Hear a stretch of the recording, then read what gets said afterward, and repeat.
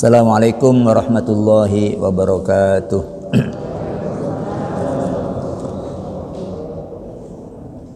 Bismillahirrahmanirrahim. Alhamdulillah wassalatu wassalamu ala Rasulillah wa ala alihi wa sahbihi wa mawala. La haula wa la quwwata illa billah. Amma ba'du. Subhanaka la ilma lana illa ma 'allamtana innaka antal alimul hakim.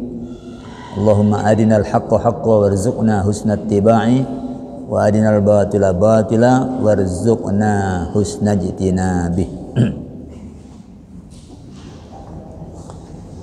Para jamaah, Bapak Ibu sekalian rahimakumullah, marilah kita bersyukur kepada Allah Subhanahu wa taala.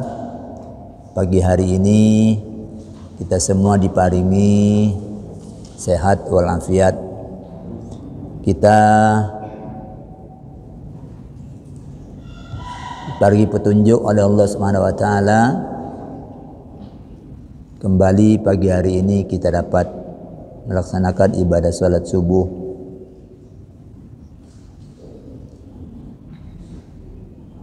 Yang pada dasarnya kita ini tidak dapat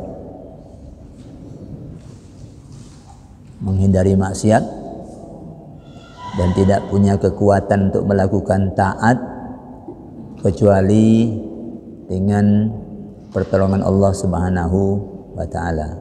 La haula wa la quwwata illa billah. Maturun.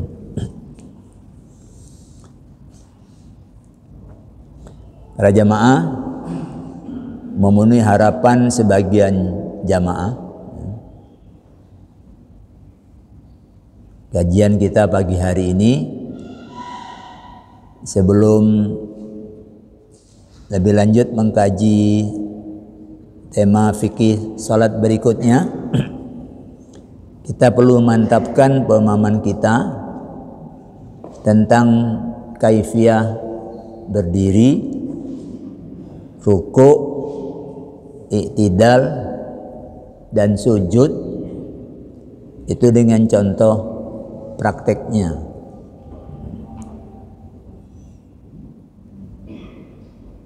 Memang dulu Kanjeng Rasul Muhammad sallallahu alaihi wasallam itu berpesan ketika ada 20 sahabat dari luar kota yang ya semacam melakukan pesantren kilat ya. 20 hari mereka meninggalkan kampung halaman, hidup di Madinah. Nah, setelah Rasul melihat bahwa mereka sudah rindu rumah, beliau berpesan agar nanti setelah pulang ke kampung halaman, salah seorang dari mereka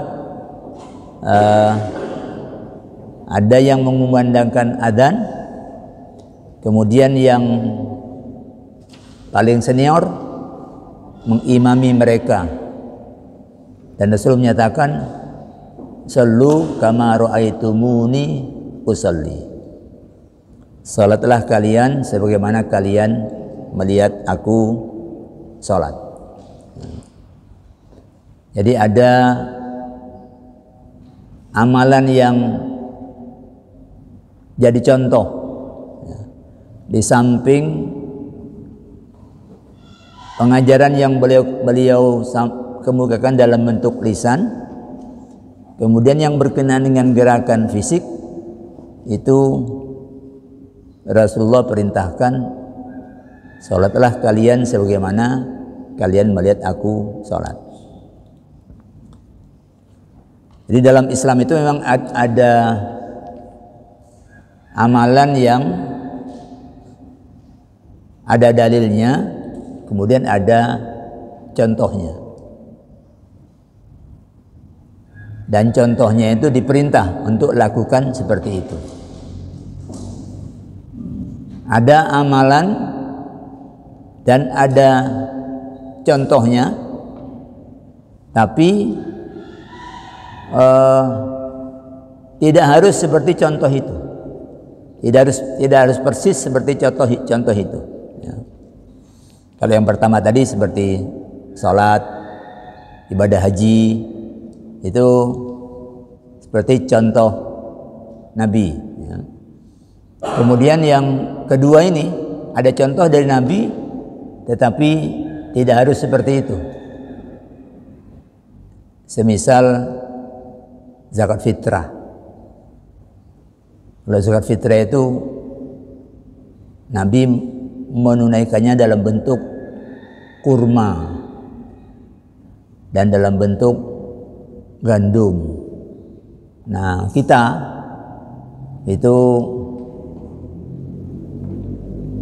susah kalau kemudian melaksanakan zakat fitrah dengan bayar kurma, dengan bayar gandum. Maka para ulama memahami contoh dari Nabi itu adalah zakat fitrah itu makanan pokok, ya, qutul balad. Sehingga di mana orang hidup, apa makanan pokok di situ, nah itu yang dibayarkan sebagai zakat fitrah. Ada juga yang diperintahkan Nabi melaksanakan, tapi yang Nabi lakukan itu sekedar contoh tentang kebolehannya, ya, bukan satu-satunya, bukan satu-satunya. Seperti Nabi menikah yang pertama dengan janda, itu maknanya bukan harus seperti itu. Ya, itu hanya salah satu dari yang boleh dilakukan. Boleh dengan janda, boleh dengan perawan. Tergantung, yang penting matoba alaikum, yang cocok buat kalian. Oke. Ada juga yang diperintah, tapi kemudian perintahnya sangat luas, contohnya terbatas. Apa itu? Berbuat baik. Berbuat baik itu diperintah. Tapi banyak sekali macam perbuatan baik yang itu nggak mungkin Nabi ngasih contoh semuanya. Ya. Kalau sekarang ada orang yang berbuat baik itu dengan mengantar orang sakit pakai mobil. Zaman Nabi nggak mungkin Nabi ngasih contoh pakai mobil. Nah, dulu Nabi berangkat haji, ada yang jalan kaki, ada yang naik kendaraan. Kendaraannya itu bentuknya hewan.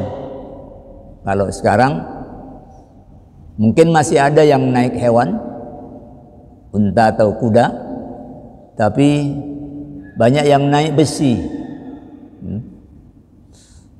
Ada yang 7 bulan menuju tanah suci itu naik sepeda ontel. Ada yang naik sepeda motor. Biasanya kalau begitu itu visa dikasih, ya. Udah jauh-jauh. Biasanya walaupun haji itu visanya itu terkendali, tapi kalau ketemu orang yang sudah sangat kuat seperti itu, biasanya negara memberikan perlakuan khusus, ya. Baik, kita sudah mengkaji ini pada kajian-kajian yang lalu, ya. Ada tentang berdiri, ada tentang ruku, i'tidal, dan sujud. Kita ulangi lagi ini, kuatkan kembali paham kita dulu. Untuk berdiri, yang pertama menunduk, mengarahkan pandangan ke tempat sujud, tidak menengadah. Dulu kita sempat kaji bahwa awalnya Nabi menengadah, seperti halnya umumnya kalau orang berdoa, ya. Tapi kemudian turun ayat yang menyatakan bahwa qad aflahal mu'minun alladzina hum fi salatihim khashi'un.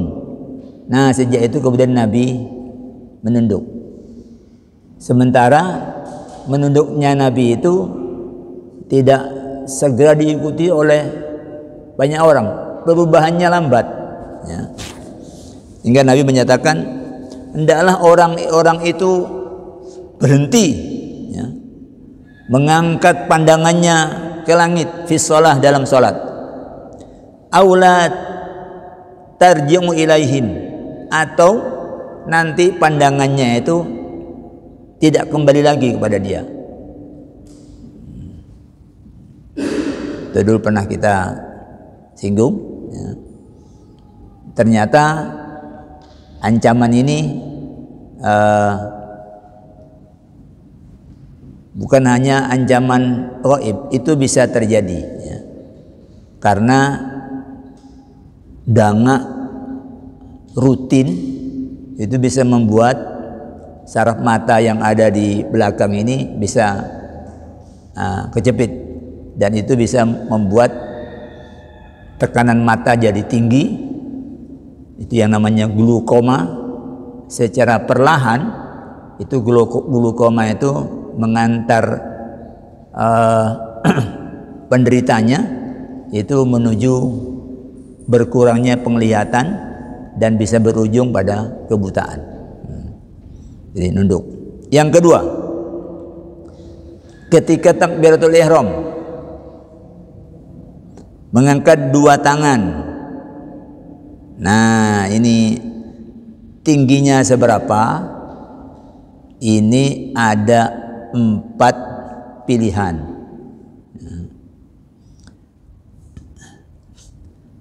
Yang pertama, setinggi dada. Yarfa'una aydiyahum ila sudurihim. Kalau setinggi dada ya begini aja, ini dada. Kemudian yang kedua, sejajar pundak, lebih ke atas lagi. Sejajar pundak, lebih ke atas lagi. Hatta takuna hadwa mankibaihi. Kemudian yang kedua, sejajar telinga. Kalau sejajar telinga, ini lebih dibuka, ini telinga, sejajar ini, ya. Jika memungkinkan, ya. Kalau jadi imam itu memungkinkan, tapi kalau jadi makmum dan makmumnya tidak hanya satu orang, kanan kirinya rapat, kalau begini ini bisa nyikut orang, ya, bisa nyikut orang. Diubah menjadi begini. Kemudian yang keempat, melampaui dua telinga. Farafa yadaihi hatta jawaza bihima udunaihi. Nah, kalau sudah di atas itu bisa seperti ini, bisa diangkat agak tinggi, ya. Ini agak tinggi.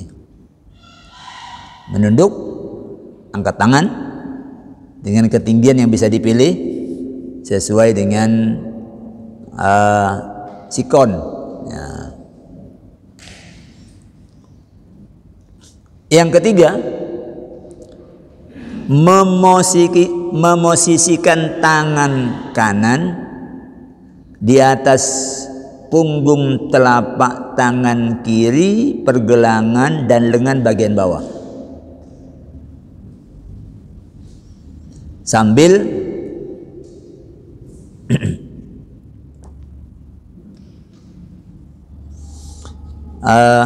menggenggamnya. Jadi ini sambil menggenggamnya, ketemu antara pergelangan dengan pergelangan, yang tangan kanan ada di atas, tangan kiri ada di bawah, dan ini menggenggam, bukan hanya sekedar ditaruh.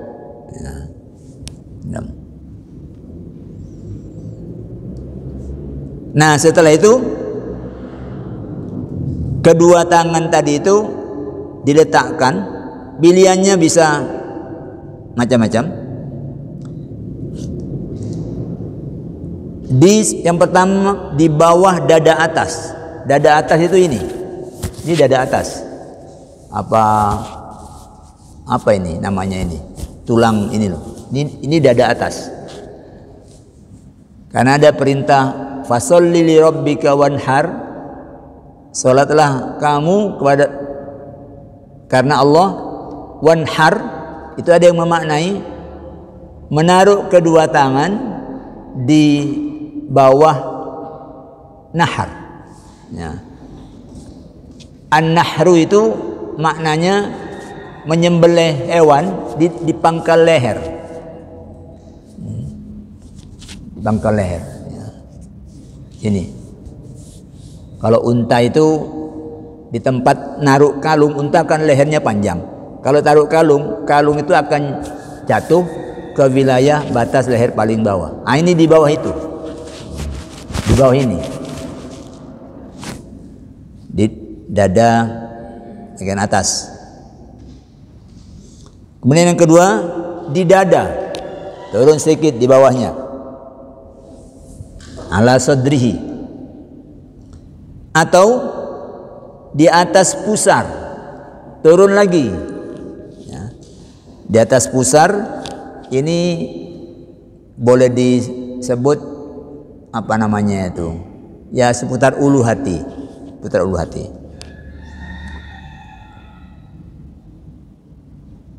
Kemudian di bawah pusar agak turun di wilayah seputar kandung kemih, ya.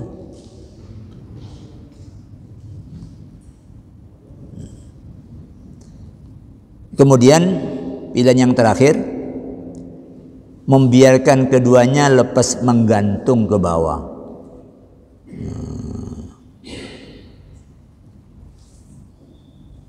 Ini kalau kita lihat macam-macamnya ini, itu merupakan pilihan-pilihan yang bisa kondisional bagi setiap orang. Kalau orang yang sehat, itu enak aja, ya mau pilih yang mana aja. Biasanya kalau sehat, kalau adem, enaknya itu kalau begini, pas adem begini. Ya di kita itu jarang ketemu musim dingin. Musim dingin kita itu biasa-biasa aja. Tapi kalau di tanah suci, ya, karena dia terletak di utara, kalau Mekah itu 21 derajat sekian menit, kalau Madinah itu 23 derajat sekian. Kira-kira matahari ke utara sekarang ini sekarang bulan apa? Bulan Juni. Ini hampir mencapai Madinah. Karena itu orang haji sekarang akan ketemu dengan musim panas. Musim panas. Jadi kalau kepingin umroh pas panas, itu ya umrohlah sekitar bulan Juni ke atas. Juni, Juli, bahkan Agustus masih ada sisa-sisa.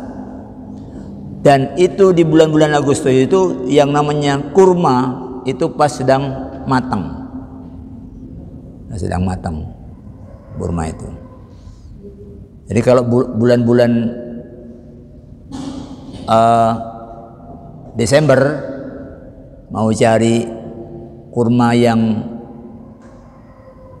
masak pohon dan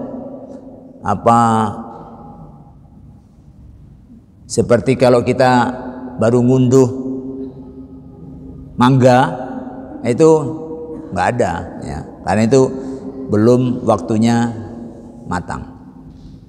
Oke.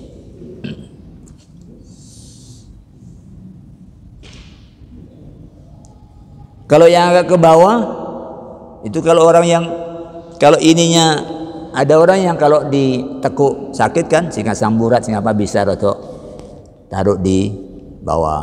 Ya.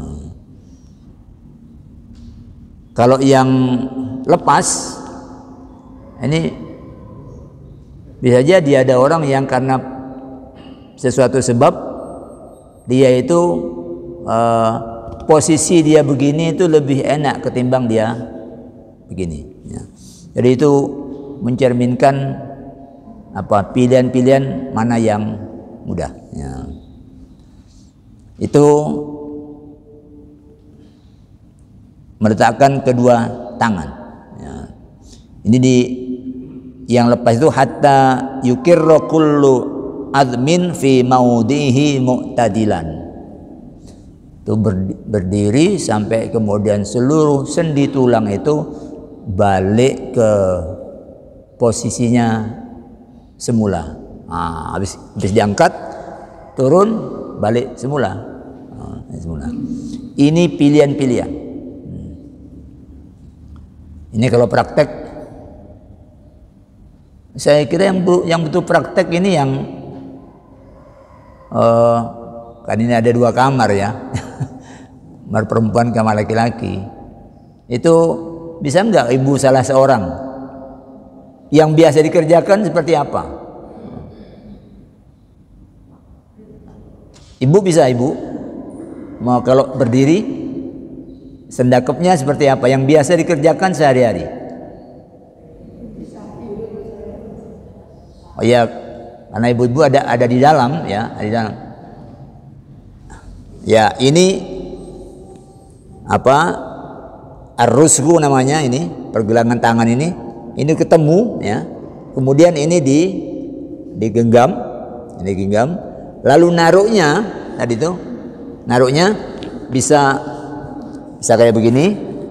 Kita ketemu dengan orang yang sendakapnya itu terkesan sangat serius. Gini. Serius ya. Ada begini. Bisa ditaruh di dada, bisa ditaruh di atas pusar, bisa taruh di bawah pusar, bisa dilepas. Ya. Yang moderat itu yang lurus dengan ini, lurus dengan tekuan ini moderat, paling enak di atas pusar, ini paling enak. Beban itu tidak terasa lebih berat. Kalau angkat sedikit ada beban ini, ada beban kita. Bab yang namanya gravitasi, kita kan nggak merasakan gravitasi ini, tekanan ke bawah ini, karena kita dikasih oleh Allah syaraf yang mampu melawan gravitasi itu. Jadi begini kan terasa nggak? Tapi kalau sarafnya sedang masalah, gravitasi ini kita tidak mampu mengangkat tangan. Ada tetangga saya yang kecelakaan tunggal ya, di jalan tol. Yang kiri ini tidak patah, tapi sarafnya putus. Ya, sarafnya putus. Dioperasi, diambilkan di bagian yang lain, disambung, dan saraf itu tumbuh dia. Jadi makin mendekat, nanti sambung. Sekarang dia ukuran kekuatan tangannya itu baru 2. Kalau bisa melawan gravitasi, tapi masih agak berat, itu 3. Dia bisa menggerakkan tangannya kalau begini-begini bisa, asal gantung. Tapi kalau suruh ngangkat nggak bisa, karena masih 2. Butuh waktu sekitar 6 bulan untuk balik lagi. Kalau sudah 3 bisa ngangkat, walaupun berat. Kalau seperti kita ini rata-rata 4. Rata-rata 4. Hah? Ya diluruskan. Sampan bayangkan sambungnya melenceng atau bahkan sarafnya belok balik ke belakang. Jadi orang kayak gitu, kayak yang saya ceritakan itu, kalau yang kanan bisa ngangkat, ya takbirnya Allahu Akbar, dia turun lagi. Karena yang ini atau yang ini diambil. Nah, Seperti orang stroke ya, orang stroke. Jadi itu pilihan-pilihan. Jadi naruhnya seperti itu. Rata-rata kalau sini yang ini, rata-rata loh ya. Walaupun ada juga biasanya yang orang gendut itu naruh tangan tuh agak ke bawah, di bawah pusar.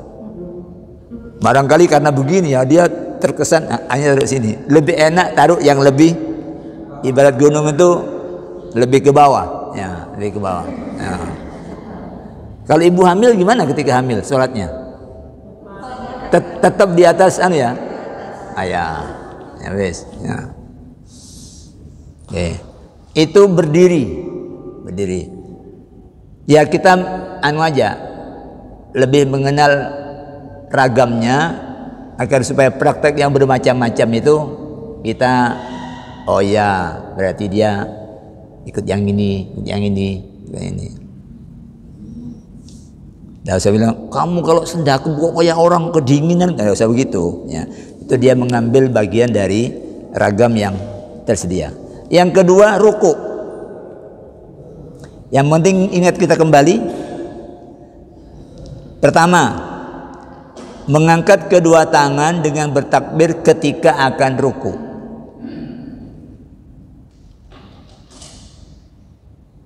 Ya, ini kadang-kadang orang tidak mengerjakan. Nah, ini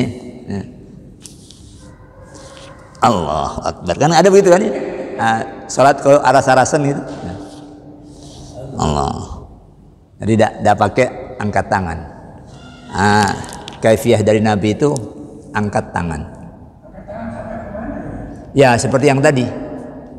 Mau segini ya boleh, mau yang ini sampai ini boleh, mau telinga boleh, mau ke atas juga boleh.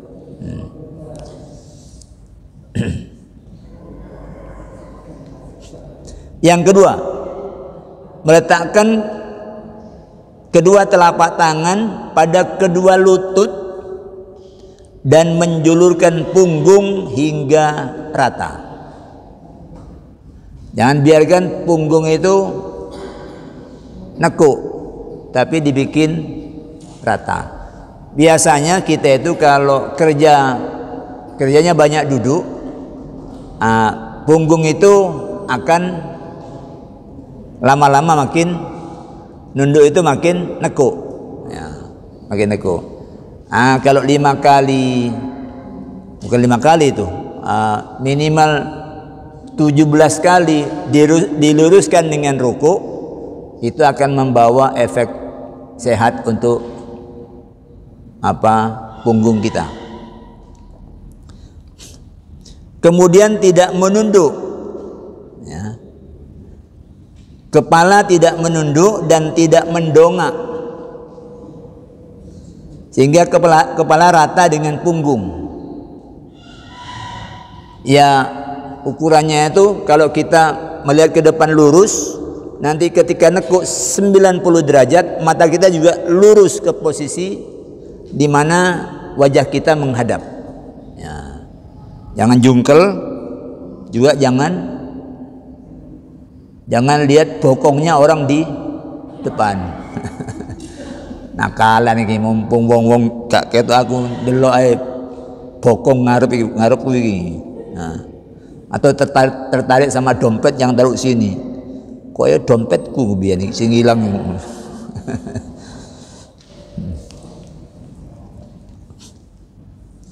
Kemudian yang keempat, memosisikan jari tangan. Pilihannya satu, boleh dengan yang pertama ini, yaitu lebih rendah dari lutut dan merenggangkannya. Jangan rapatkan begini, tapi kayak orang megang apa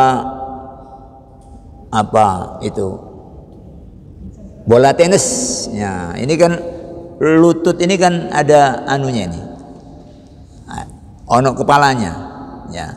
Itu yang dipegang sehingga jari-jari kita itu berada di posisi bawah lutut. Ini satu. Yang kedua, ujung-ujung jari tangan itu diposisikan di belakang lutut. Ya, di belakang lutut. Jadi tidak ke bawah arahnya, tapi ini ke samping. Kalau yang pertama garis tengahnya itu ini, kalau yang kedua garis tengahnya itu ini. Nah, garis tengahnya ini.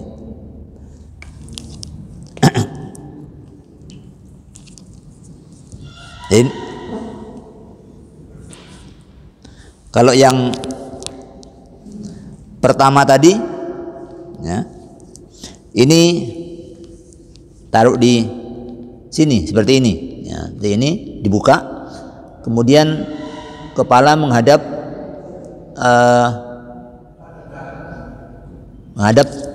lurus ke bawah, ya, lurus ke bawah.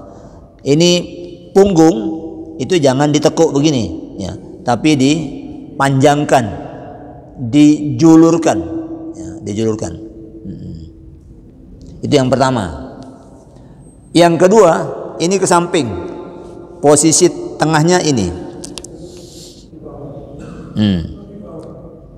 Jadi yang dipakai untuk menekan lutut itu di wilayah ini. Emang tangan kita cocok ya. Kalau pakai ini susah ini, tapi kalau ini enak, ya. Cocok, ini pegang samping. Sama julur ke atas, kepala lurus. Kenapa?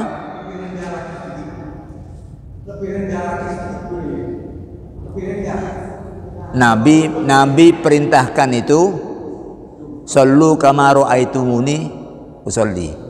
Jangan bikin model TV. Atau ini terus ke bawah gini. Itu melampaui contoh, ya, melampaui contoh, ya.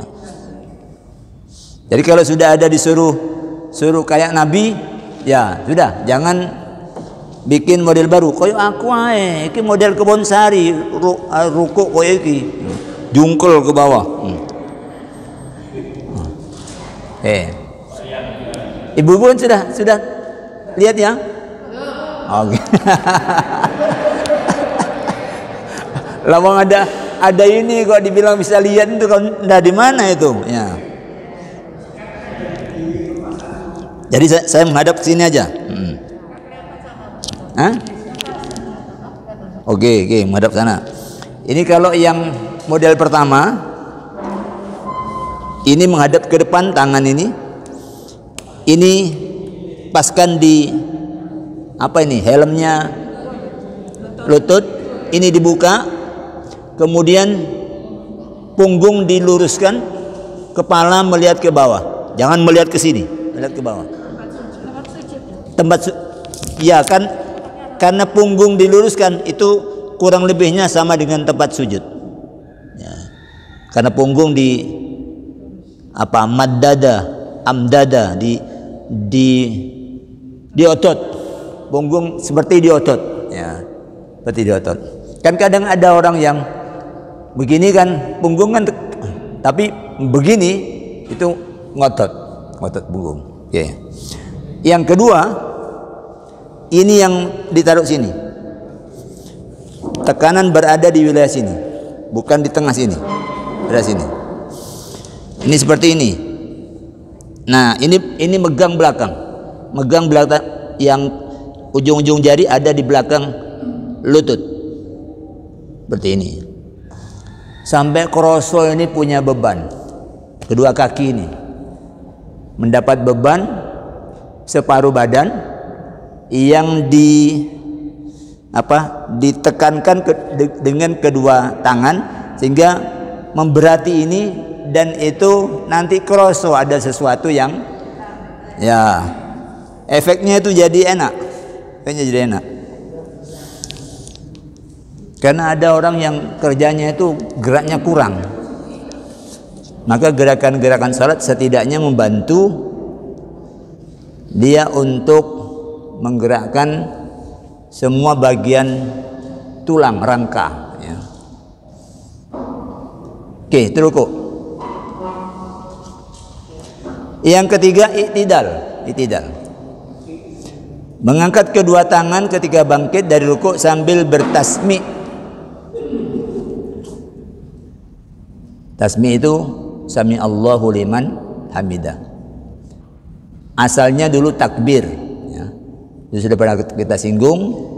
Perubahan menjadi tasmi' itu terkait Abu Bakar yang masbuk, ya. Yang masbuk ternyata nyampe masjid Nabi masih ruku, kemudian dibilang alhamdulillah. Nah, lalu setelah itu Nabi bangun bukan takbir, tapi sami Allahu liman hamidah. Nah, ini prakteknya ada dua. Kalau madhab Syafi'i, karena Nabi itu mengucapkan sami Allahu liman hamidah, juga posisi tasmi' itu sama dengan takbir, maka makmum pun itu ketika bangun dari ruku menuju i'tidal itu sama mengucapkan sami Allahu liman hamidah. Tapi jumhur ulama menyatakan berpendapat bahwa makmum cukup mengucapkan Rabbana walakal hamdu.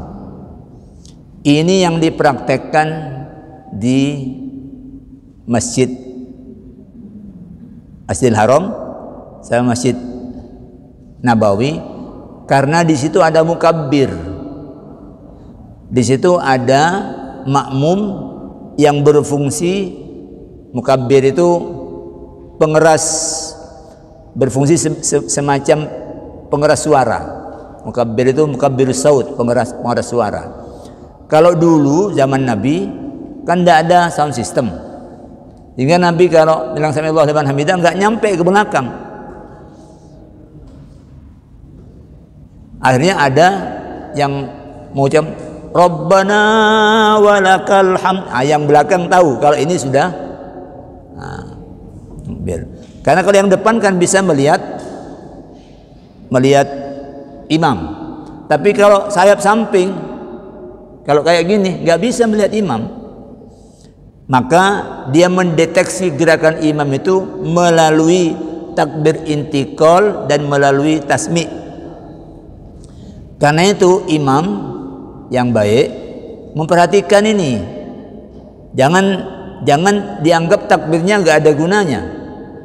Perhatikan, imam yang baik itu perhatikan bahwa ini juga berfungsi sebagai deteksi bagi makmum untuk mengenal bahwa dia sudah mengubah gerakan, ya.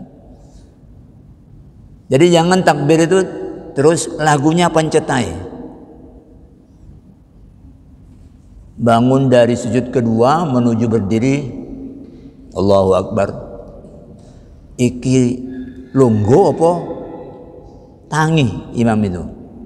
Tapi kalau Allahu Akbar itu kan panjang. Oh, ngerti makmum yang tidak lihat bahwa imam berdiri. Kan ada makmum yang melamun, seperti imam juga ada yang melamun. Biasa itu manusiawi, ya, manusiawi, lupa. Kalau imam itu nada takbirnya podo ae, nanti itu yang tidak lihat itu ngatuk apa enggak. Akhirnya nunggu sebelahnya ngatuk, akhirnya melok ngatuk.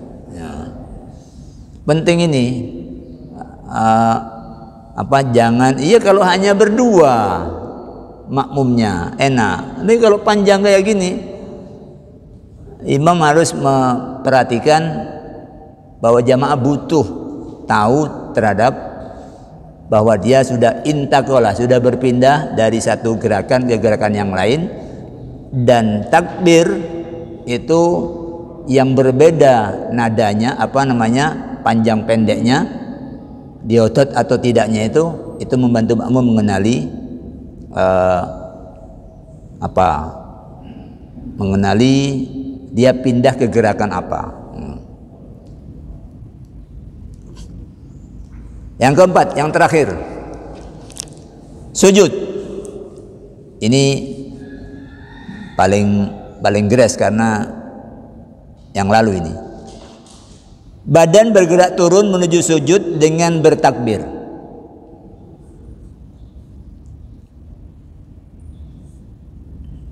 Umumnya ulama tidak pakai angkat tangan, tapi ada hadis yang menyebut angkat tangan. Jadi angkat tangannya 2 kali, sami Allahu liman hamidah, Allahu akbar, ada yang seperti itu ya.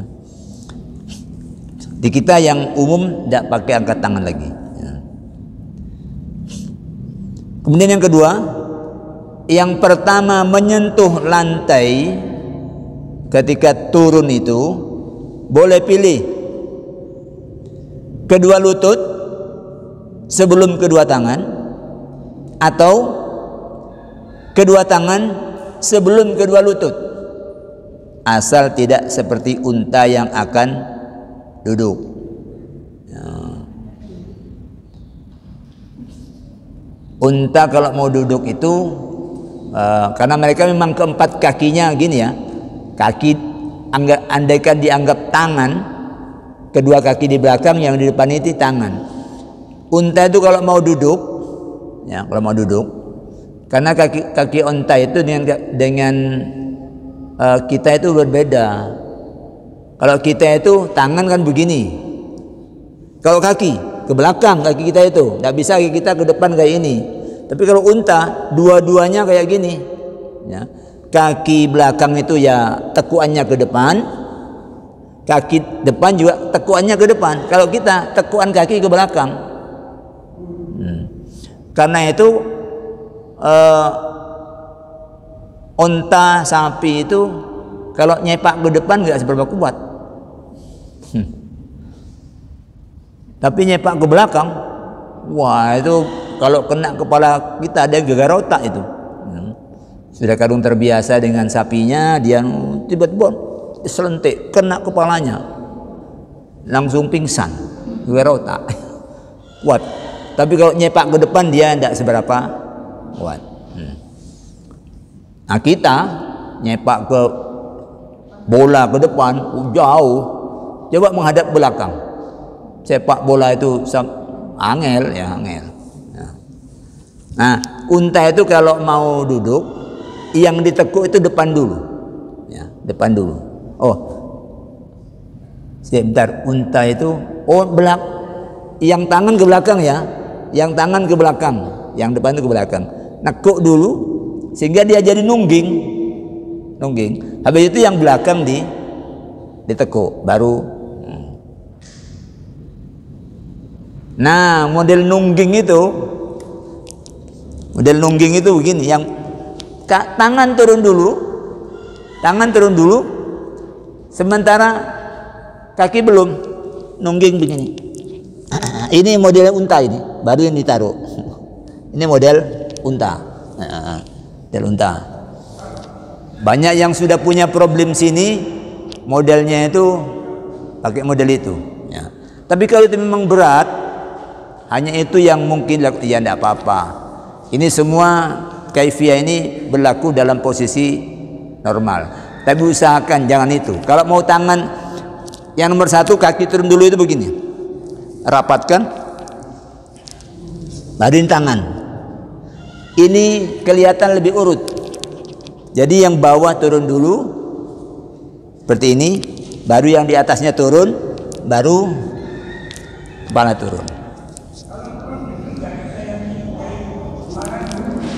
Kenapa?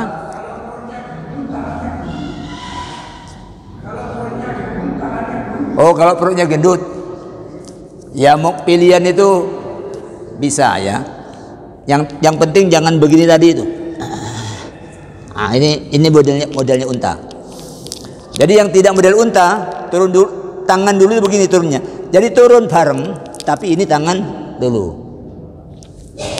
Ini badan turun bareng, tangan dulu baru lutut. Ya, ibu-ibu ya banyak yang tangan dulu itu. Hah?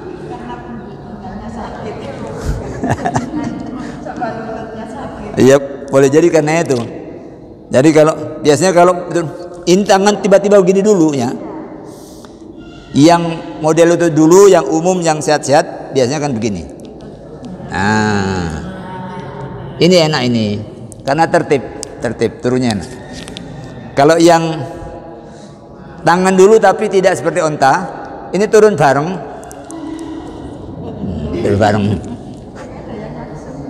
Nah, ya, yang langsung itu yang kayak unta, jadi nungging dia nanti ya. Dilihat itu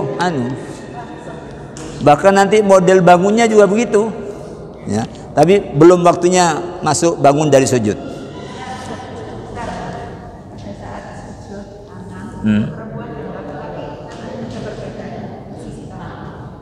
Ya, ini poin berikutnya.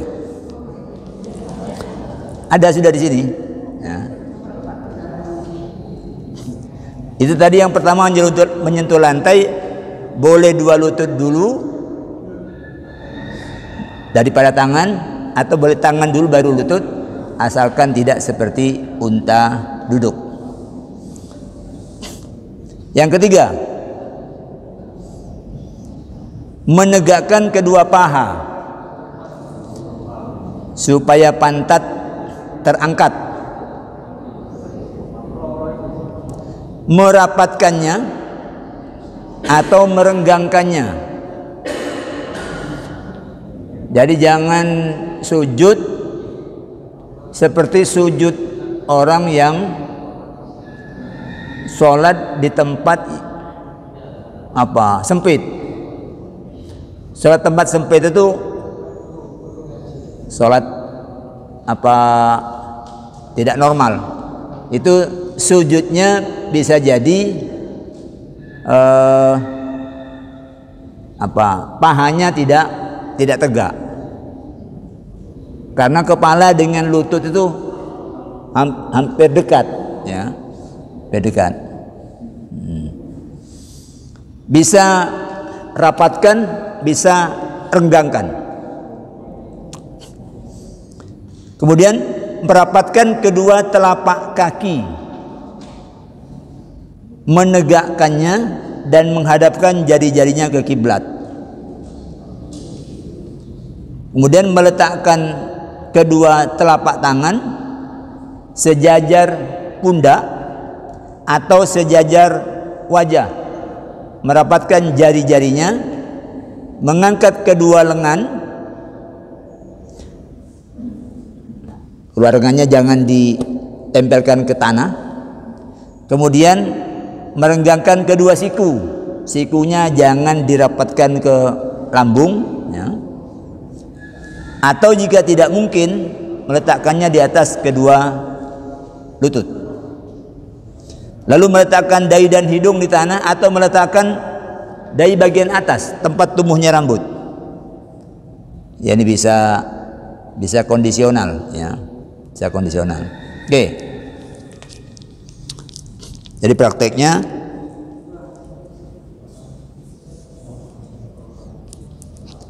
ini kalau sujud ini asalnya begini ya, kaki bisa sujud bisa rapat ya, kemudian turun model pertama gini ya, lalu ini agak jauh sehingga ini bisa terangkat. Ini akan membuat aliran darah ke kepala itu lebih banyak ya, dibanding orang sujud ini. Ini sujud di tempat sempit ini, di kereta api atau di mana orang hanya tersedia sedikit, ya sujudnya sujud seperti ini. Ini tidak tegak. Yang standar adalah tegak. Ini dirapatkan, jangan direnggangkan. Belakang seperti ini, seperti ini. Ini boleh renggang, tapi yang kaki belakang tetap rapat. Ini menghadap ke kiblat. Ya memang perlu ditekan, Jangan hanya dibikin berdiri kayak orang aras-arasan. Ya. Kadang-kadang ada orang yang kakinya itu diangkat, nggak nyentuh. Ya kalau ujung jarinya luka sih tidak apa-apa. Tapi kalau ndak, kelihatannya kok seperti gak tepek niat sholat itu, sholat setengah hati. Jadi untuk ibu-ibu, saya menghadap sini aja. Ini rapat, ketika mau boleh tetap renggang ya. Yang enak rapat karena nanti kaki perlu rapat. Duduk yang model pertama gini. Ini agak maju ke depan sehingga ini terangkat. Ini rapat, bisa lurus telinga. Apa bisa lurus ini apa namanya? Pundak ya, pundak. Seperti ini atau bisa agak maju seperti ini. Ini tegak. Ya. Kedua kaki rapat dan ditekuk. Dibiasakan nekuk itu. Jangan nuruti males. Supaya ini jari-jari enak. Nanti kalau duduk begini itu enak. Ada orang yang harus bantu duduknya ini. Nggak bisa, paling nanti yang tekuk tetap ininya apa? Jari. Hanya ibu jari aja. Itu karena tidak dibiasakan mulai dari sujudnya. Mulai dari sujudnya. Ya awalnya loro, kalau tidak kenapa? Oh ya, tangan ya. Tangan tadi untuk bapak. Selagi ini memungkinkan, bapak itu buka, ini tidak rapat ke. Tapi kalau tidak memungkinkan, bapak dan ibu modelnya sama. Ini ditekan sini.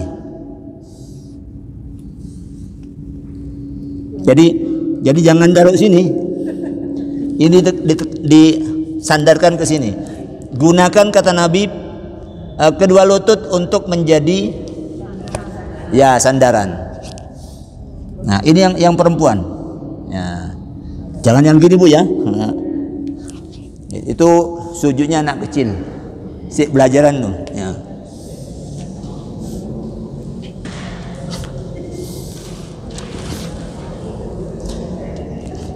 Ya untuk membiasakan itu ini harus dimulai salat sunnah itu mulai dibiasakan sehingga nanti itu menjadi sesuatu yang tidak pakai dipikir lagi. Ya. Awalnya menyesuaikan dengan kaifiyah ini ya butuh mikir, ya.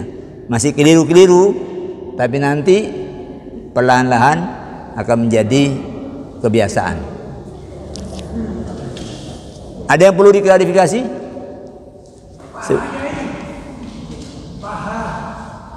Ya.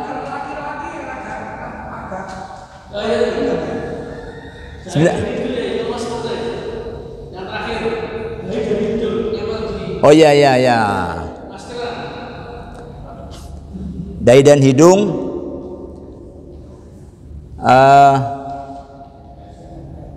Ini membuat wilayah dahi, kalau pakai hidung nempel juga, itu membuat wilayah dahi yang kena tanah itu dapat merasakan bentuk tanah. Karena Nabi menyatakan sujudlah kamu sampai kamu dapat merasakan hajmal ard, bentuk tanah. Ya. Itu maknanya dua. Ya. Satu, membuat area kening yang kena tanah itu lebih luas. Caranya adalah dengan mendatarkan wajah. Hidung disentuhkan juga, tekan juga. Kalau nungging itu pas bagian rambut, itu bagian rambut ini kan bukan wilayah lurus, dia sudah wilayah belokan. Yang wilayah kening ini wilayah lurus. Ya, wilayah lurus. Kalau sini sudah belok. Belok itu lebih sedikit, tapi itu juga bisa dilakukan, ya. Bisa dilakukan untuk orang-orang yang punya hambatan kalau dia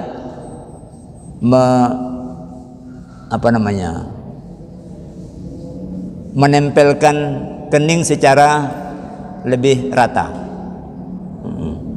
Jadi kalau yang pakai sorban gimana ya? Yang pakai sorban juga Ya, yang lalu sudah ditanya itu. Nah, jadi pada zaman Nabi itu kan sholatnya di tanah.